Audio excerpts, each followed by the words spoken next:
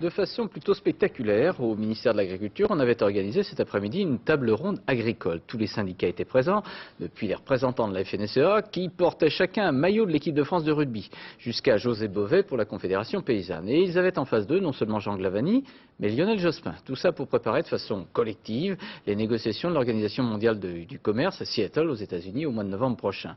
Le Premier ministre a adressé une mise en garde aux États-Unis sur l'ordre du jour de ces négociations et précisé aux syndicats français qu'il y aurait un nouveau dispositif de modulation des aides agricoles. Reportage Éric Mézy et Pascal Caron. Luc Guyot et son équipe sont arrivés affublés d'un maillot de rugby, pour eux tout un symbole.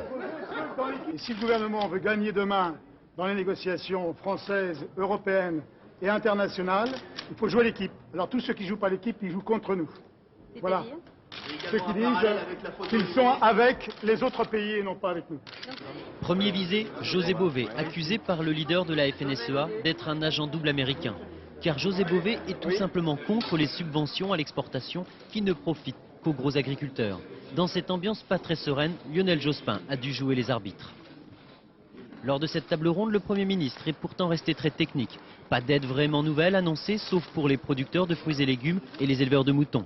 Lionel Jospin a promis de rester très ferme à Seattle lors des prochaines négociations mondiales du commerce. Une satisfaction pour la Confédération paysanne. Nous avons eu des assurances sur ces motivations qui nous sont semblées très claires, à savoir une volonté d'être ferme, une volonté de refuser le diktat du marché. Le Premier ministre s'est surtout opposé au diktat américain qui prétend supprimer toute aide à l'agriculture européenne. L'approche américaine telle que nous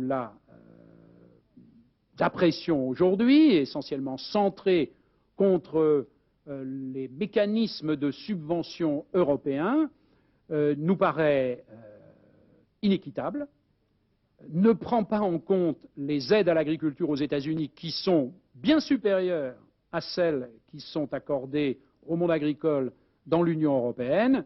Sur ce point au moins, les querelles syndicales devraient disparaître et les agriculteurs soutiendront Lionel Jospin à Seattle.